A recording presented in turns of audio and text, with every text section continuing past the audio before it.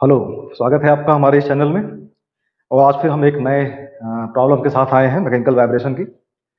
और प्रॉब्लम वही है कि हमें गिवन सिस्टम की नेचुरल फ्रीक्वेंसी निकालनी है। तो और अभी हमारा जो टॉपिक चल रहा है वो अनडैम्प्ड फ्री वाइब्रेशन चल रहा है।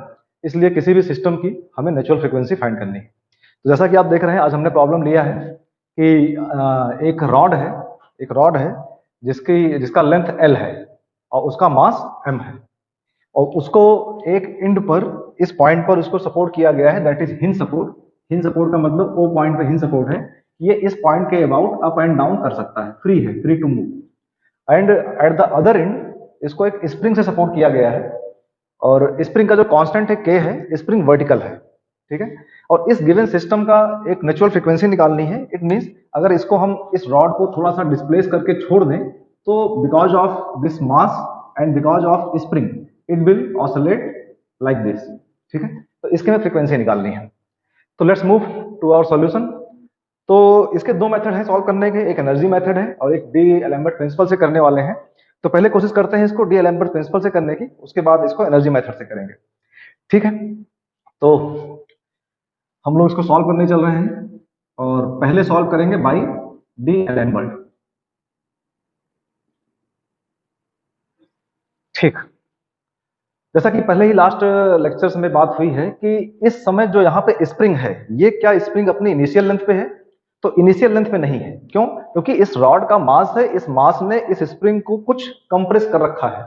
अगर इस रॉड को हटा दिया जाए तो इस स्प्रिंग की लेंथ कुछ बढ़ जाएगी। It means at this condition when rod is horizontal, spring is in compressed position.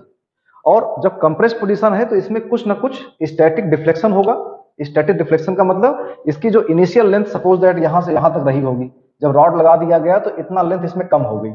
तो वो देखें पहले कि स्टैटिक डिफ्लेक्शन कितना है। जब भी किसी प्रॉब्लम में आपको दिखाई पड़े कि स्प्रिंग अपने इनिशियल लेंथ पे नहीं है, तो वहां पे हमें एक स्टैटिक डिफ्लेक्शन की बात करनी पड़ेगी और उसको निकाल कर रखना पड़ेगा। सपोज दैट हम एज्यूम कर रहे हैं कि लेट स्टैटिक डिफ्लेक्शन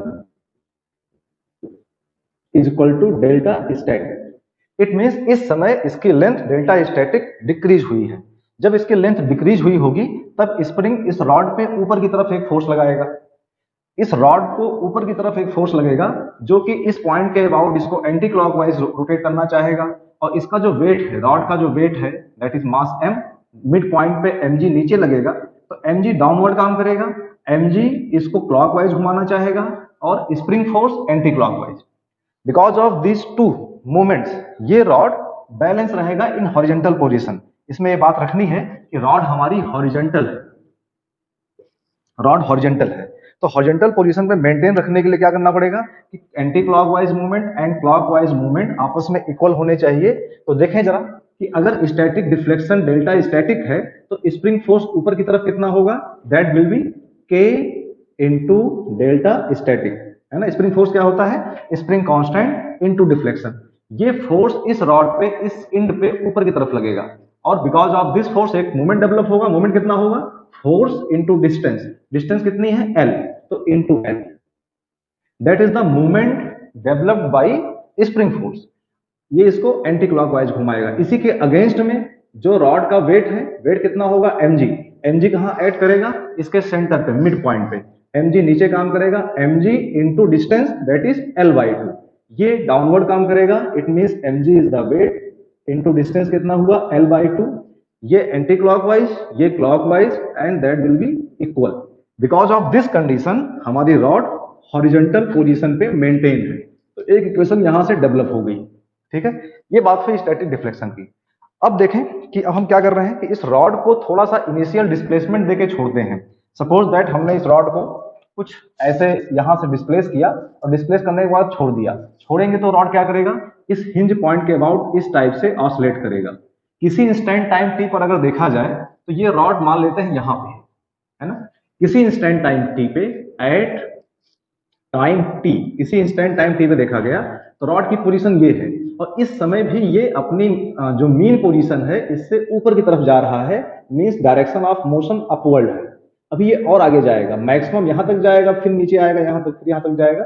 किसी इंस्टेंट टाइम टी पर ये वैल्यू हमें मिली, यहां पे ये थीटा एंगल है। इस इंस्टेंट टाइम टी पर ये थीटा एंगल पे है। तो इस टाइम पे देखा जाए तो ये जो रॉड होगा, ये रॉड इस पॉइंट से इस पॉइंट तक मूव करेगा, ये लगभग कुछ सर्कुलर सा पाथ दिखाई पड़ेगा। ठीक है, इतना क्लियर हुआ? ठीक। अब जरा इस इंस्टेंट पे देखें कि इस रॉड पे क्या क्या फोर्स लगने वाले हैं। ठीक है, तो अब यहाँ देखें कि इस रॉड पे फोर्स क्या क्या लगते हैं। जैसा लास्ट टाइम पे डिस्कस हुआ था कि इस ऑसिलेटिंग बॉडी में दो टाइप के फोर्स दिखाई पड़ेंगे। पहला फोर्स तो रीस्टोरिंग फोर्स होगा। तो जरा बात करें कि रीस्टोरिंग फोर्स क्या होंगे। अच्छा एक बात और, क्योंकि angular displacement about point O theta है, तो एंगुलर वेलोसिटी क्या होगा, थीटा डॉट होगा। इसको डिफरेंशिएट कर देंगे एक बार, theta dot. And angular acceleration क्या होगा, थीटा डबल डॉट होगा। ठीक है, ये पिछले कई क्वेश्चंस में, कई सवालों में हम लोग देख चुके हैं। तो ये वैल्यू आ गई। अब बात करते हैं कि रीस्टोरिंग फोर्स कौन से हैं। रीस्टोरिंग, क्योंकि एंगुलर मोशन है तो फोर्स की बात नहीं करेंगे, टॉर्क की बात करेंगे। Restoring torque. तो रीस्टोरिंग टॉर्क दो टाइप से आ रहा है। इस रॉड को वापस लाना कौन चाहता है। एक तो ये स्प्रिंग चाहता है, क्योंकि अब स्प्रिंग अपने इनिशियल लेंथ से कुछ ज्यादा हो गया होगा। ठीक है, तो ये चाह रहा है कि इसको घसीट के वापस ले आए। ठीक। दूसरा, इसका जो वेट होगा वो भी इसको वापस लाना चाह रहा होगा। तो इस टाइप से दो टाइप के रिस्टोरिंग फोर्स डेवलप होंगे। उसके दो रीजंस होंगे, एक तो स्प्रिंग होगा, बाई स्प्रिंग, और बाई ग्रेविटी। By gravity. जब बात करते हैं स्प्रिंग की वजह से कितना रिस्टोरिंग फोर्स होगा, अब जरा देखें कि एट दिस इंस्टेंट जब ये पॉइंट यहां से यहां पहुंचा, उस समय ये डिस्टेंस, ये कितना डिस्टेंस कवर करेगा। तो angle equal to arc upon radius, angle equal to arc upon radius. तो ये कितना हो जाएगा हमारे पास, रेडियस कितना है, एल है, एंगल कितना है, थीटा है। This will be L theta, this will be L theta. And at the same time जब ये पॉइंट यहां पर है, तो ये स्प्रिंग का जो ये एंड है वो यहां पे टच रहेगा, इससे यहां पे ज्वाइंट रहेगा। उस समय स्प्रिंग में नेट डिफ्लेक्शन कितना होगा। अगर स्प्रिंग में नेट डिफ्लेक्शन की बात की जाए, नेट डिफ्लेक्शन, तो पहले स्प्रिंग कंप्रेस थी, कितनी कंप्रेस थी, डेल्टा स्टैटिक। अब स्प्रिंग इलांगेट है, कितनी इलांगेट है, इस पोजीशन से यहां पहुंच गई है एल थीटा। तो जो नेट डिफ्लेक्शन होगा वो कितना होगा, L theta minus delta static. This is the net deflection in spring. Spring कब, at T, at time T spring में ये डिफ्लेक्शन हमें मिलेगा। इतना क्लियर? ठीक है, अब जब स्प्रिंग में डिफ्लेक्शन मिल गया तो उस समय ये कितने फोर्स से इस रॉड को नीचे की तरफ करेगा। तो फोर्स कितना होता है, स्प्रिंग फोर्स कितना होता है, spring constant into net deflection. तो स्प्रिंग जो टॉर्क होगा, तो इसका मतलब इस पॉइंट पे एक फोर्स स्प्रिंग लगाएगा जिसकी वैल्यू क्या होगी, डिफ्लेक्शन इनटू इनटू के, है ना, इनटू स्प्रिंग कांस्टेंट। तो एक फोर्स आ गया हमारे पास, दैट इज के into L theta minus delta static. This is the force. Body में एंगुलर मोशन है, तो अगेन इस फोर्स की वजह से इस पॉइंट ओ के अबाउट एक टॉर्क लगेगा, एक मूवमेंट आएगा। वो मूवमेंट एंटी क्लॉक, एक मूवमेंट इसको क्लॉकवाइज घुमाएगा। मूवमेंट क्या होगा, यहां लगने वाला फोर्स, फोर्स कितना है, this is the force, and distance कितनी होगी, L, that is into L.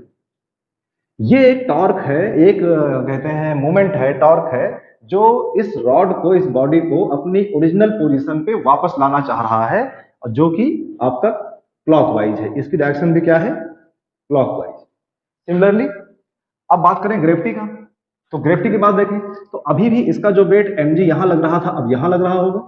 ये वेट mg नीचे की तरफ लगेगा, ये भी चाहेगा कि ये नीचे अपनी पोजीशन पे वापस आ जाए। तो वापस आने के लिए mg इंटू ये डिस्टेंस का एक मूवमेंट आएगा, mg इंटू एल वाई, है ना। तो ग्रेविटी की वजह से क्या आएगा, mass into gravity that is weight, है ना। ये फोर्स हो गया into distance that is L by two. तो ये दोनों ही एक ही डायरेक्शन में है, तो आपस में प्लस हो जाएंगे, क्योंकि ये भी आपका क्लॉकवाइज है, ये भी क्लॉकवाइज है, ये भी क्लॉकवाइज है। तो ये दोनों हमें रिस्टोरिंग टॉर्क कहें या रिस्टोरिंग मूवमेंट कहें, एक ही बात है। इस पॉइंट के अबाउट रॉड को अपनी इनिशियल पोजीशन पे रिस्टोर करना चाह रहे हैं। ठीक है, जब इसको सॉल्व करने की कोशिश करते हैं तो देखिए क्या मिलता है। यहां से क्या आ गया, कि मल्टीप्लाई कर लें तो के एल स्क्वायर थीटा और minus K into delta static into L plus M G L by to.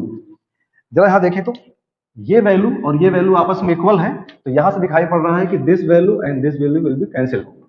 ठीक, only we have that is K L square theta, ठीक है, दैट इज रीस्टोरिंग टॉर्क। तो ये आ गया। अच्छा, दूसरी बात करें, क्योंकि बॉडी में एक्सिलरेशन है तो इस पे एक इनर्शिया टॉर्क या इनर्शिया मूवमेंट भी काम करेगा। तो एक रीस्टोरिंग हो गया, और एक इनर्शिया की बात करें, that will be inertia torque about O. तो इनर्शिया टॉर्क क्या होगा, आई इंटू अल्फा होता है। अल्फा का मतलब एक्सिलरेशन, एंगुलर एक्सिलरेशन, इसको आप थीटा से कह रहे हैं, तो ये होगा I about point O into theta dot, theta double dot, ठीक है। अच्छा, किसी भी रॉड का उसके एंड के अबाउट, इस पॉइंट के अबाउट जो मास मोमेंट ऑफ इनर्शिया होता है, उसकी वैल्यू होती है एम एल स्क्वायर बाई 3। ये हमें मालूम है पहले से, ठीक है। तो इसका मतलब ये वैल्यू क्या आ गई, that is M L square by 3 into theta double dot, ठीक है। तो एक वैल्यू ये है, दैट इज इनर्शिया टॉर्क, और एक ये है रिस्टोरिंग टॉर्क है। और इसके अलावा कोई फोर्स दिखाई नहीं पड़ रहा है, क्योंकि एक्सेलरेशन की डायरेक्शन इस तरफ है, तो दोनों की डायरेक्शन ही कैसी होगी, इसकी डायरेक्शन भी कैसी होगी, क्लॉकवाइज, और इसकी डायरेक्शन भी कैसी होगी, क्लॉकवाइज, ठीक है। तो जब दोनों की डायरेक्शन क्लॉकवाइज है, तो अगर हम इस समय जैसे ही इस पे हमने इनर्शिया टॉर्क अप्लाई किया, ये बॉडी डायनामिक रेस्ट कंडीशन में आ चुकी है, और बाय द डी एलम्बर्ट हम कह सकते हैं कि inertia torque and restoring torque का समेशन इक्वल टू 0। तो यहां से क्या वैल्यू आएगी, बाई डी एलम्बर्ट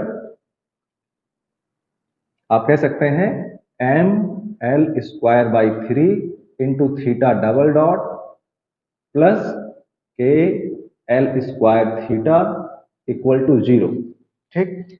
यहां से साफ दिख रहा है कि एल स्क्वायर कैंसिल आउट हो रहा है, and we will get theta double dot plus 3k by m into theta equal to 0। This is the differential equation of this oscillating body. And हमें मालूम है, वी नो, क्या मालूम है कि इक्वेशन ऑफ एसएचएम क्या होती है, we know equation of SHM, that is Y acceleration माना जाएगा इसको, Y double dot plus frequency का square into displacement equal to 0। This is equation of SHM, हम बहुत पहले प्रूफ कर चुके हैं।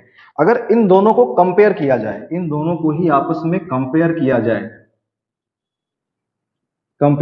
तो हमें क्या मिलेगा, वी विल गेट कि omega is equal to under root 3k by m, ठीक है। और ये हमारी फ्रीक्वेंसी हो गई, बिकॉज ये फ्रीक्वेंसी किस बॉडी के लिए है, जो कि अनडैम्प्ड है और फ्री वाइब्रेशन हो रहा है, फोर्स वाइब्रेशन नहीं हो रहा है।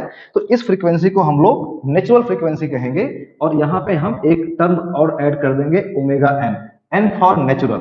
तो this is the relation of natural frequency for this body. Okay, I hope कि आपको ये बात बहुत सही से समझ में आई होगी। और अभी जस्ट इसको हम इसी प्रॉब्लम को एनर्जी मेथड से करेंगे, और देखेंगे कि ये सेम आंसर आता है कि नहीं आता है, ठीक है। तो तब तक के लिए thank you so much, best wishes.